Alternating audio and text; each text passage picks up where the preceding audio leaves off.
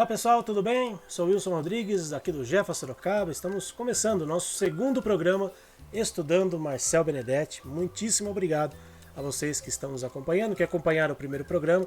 Lembrando que todos os programas estão gravados, ficarão gravados no nosso canal no YouTube, no nosso site jefasorocaba.com. Vocês podem assistir a hora que vocês quiserem e a gente agradece a todos que estão nos assistindo e compartilhando também com amigos, com parentes, com vizinhos, com aqueles que têm interesse em estudar um pouquinho sobre as questões relacionadas à espiritualidade dos animais. Então, todas as semanas estaremos aqui estudando Marcel Benedetti com esse livro aqui, Animais, Tudo o que Você Precisa Saber.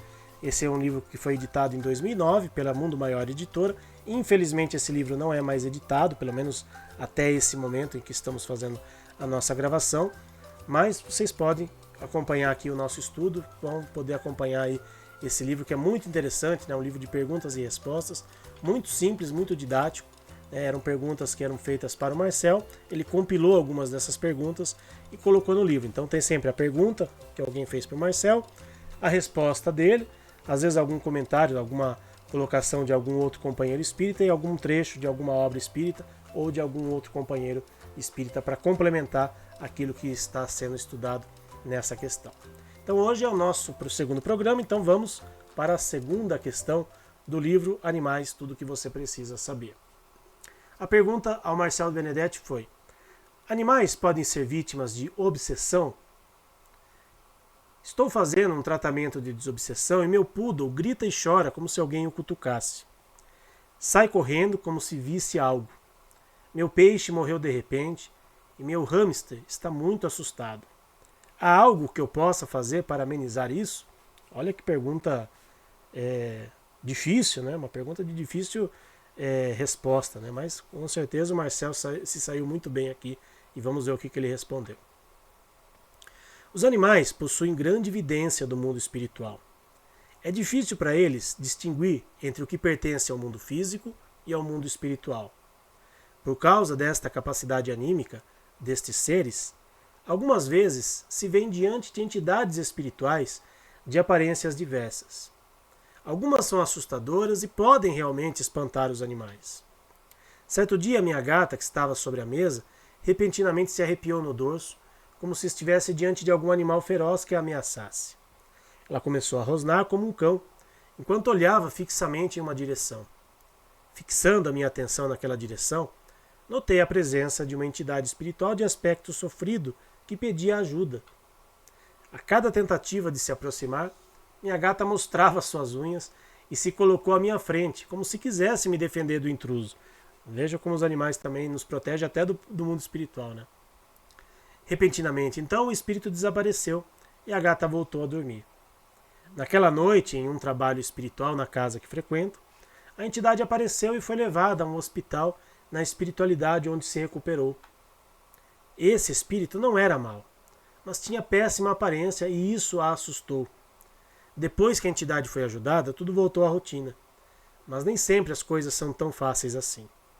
Para evitar a presença de entidades estranhas, é importante manter os pensamentos sempre elevados e trabalhar pensando primeiro em auxiliar quem quer que seja que necessite de nós a qualquer momento, e não em ser auxiliado. Assim, estaremos bem acompanhados. Bom, o Marcel ele tinha, né, uma capacidade mediúnica que poucos de nós temos, né? Nem todo mundo consegue perceber às vezes a presença de um espírito na própria casa. O Marcel ele tinha essa capacidade. Mas, sendo assim, a grande maioria de nós não tendo essa capacidade, significa que a gente precisa seguir o conselho aqui do Marcel, né? Ter bons pensamentos, né? Harmonizar o nosso lar terreno. Um dos mecanismos para harmonizarmos o nosso lar é mantermos uma rotina de bons pensamentos através do Evangelho no Lar. E, aliás, já aproveito aqui e faço a propaganda aqui do nosso programa, né? do nosso Centro Espírita e do nosso canal no YouTube. Todas as quartas-feiras, às 9 horas da noite, entram programas inéditos do Evangelho no Jeff. Você pode assistir os programas que já foram ao ar sem problema nenhum. Mas toda semana tem um programa novo que nada mais é do que fazer o Evangelho no Lar junto com vocês. Então, ter essa prática, né, do Evangelho no Lar é fundamental para a gente harmonizar o nosso ambiente doméstico. E, inclusive, no Evangelho no Lar, muitas vezes os nossos amigos espirituais, os nossos mentores e benfeitores, eles levam espíritos que estão necessitados para ouvir o Evangelho junto com a gente, para eles também serem beneficiados, para eles também encontrarem o caminho que eles necessitam.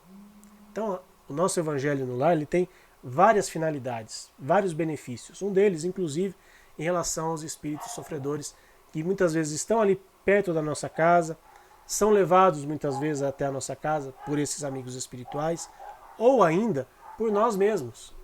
Muitas vezes nós convidamos esses espíritos, digamos, menos esclarecidos, a ficarem em nossa casa através dos nossos pensamentos, através das nossas atitudes. Então, por isso que aquele orar e vigiar, ele tem que ser constante, para que a gente possa harmonizar o nosso lar terreno e dessa forma os animais não se assustarem, como no caso da gatinha aqui do Marcel.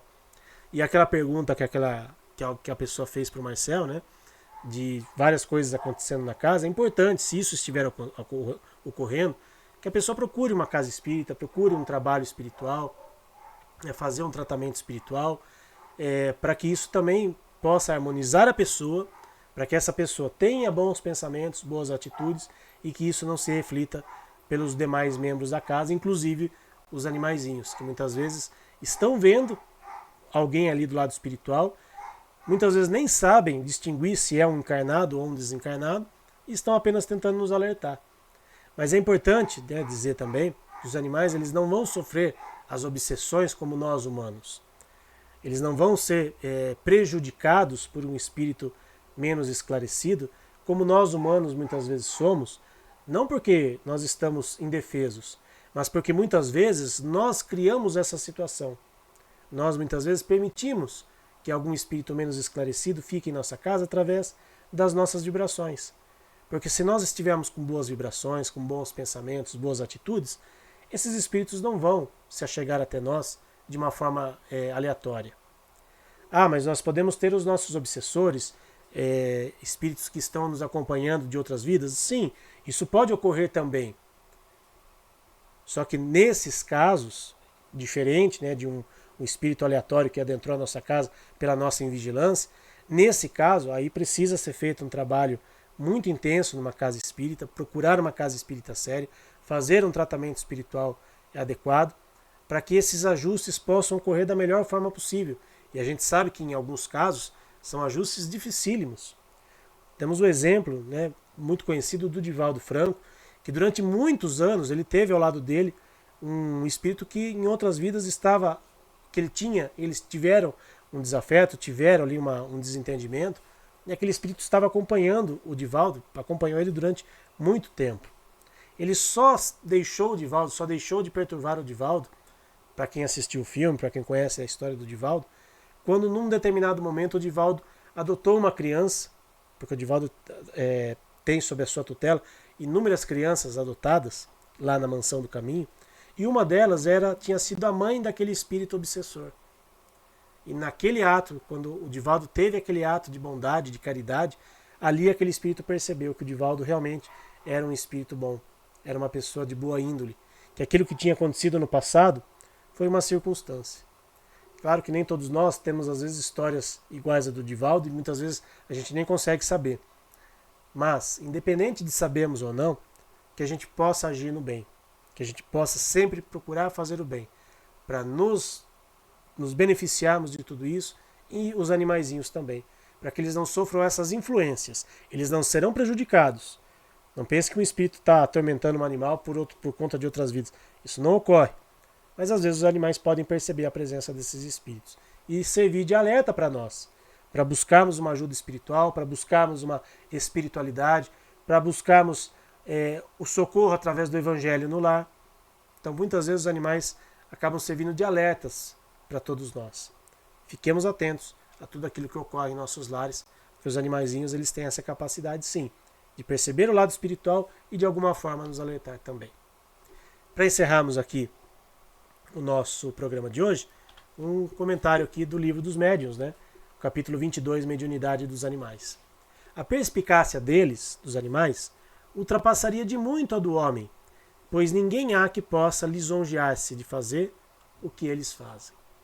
E eles têm uma capacidade gigantesca de nos ajudar, de nos auxiliar, de serem instrumentos, como diz a oração de São Francisco, de serem instrumentos da paz de Deus, assim como nós devemos ser para eles também os seus tutores, os seus anjos tutelares, os seus anjos protetores. Obrigado a todos que nos acompanharam nesse segundo programa Estudando Marcel Benedetti. Até a semana que vem, se Deus quiser, e que o nosso irmão Marcel Benedetti, inspirador do nosso trabalho do Jefferson Sorocaba, do trabalho de assistência espiritual aos animais, receba o nosso carinho, o nosso amor e principalmente a nossa gratidão por todo o seu legado. Tchau, pessoal. Até semana que vem.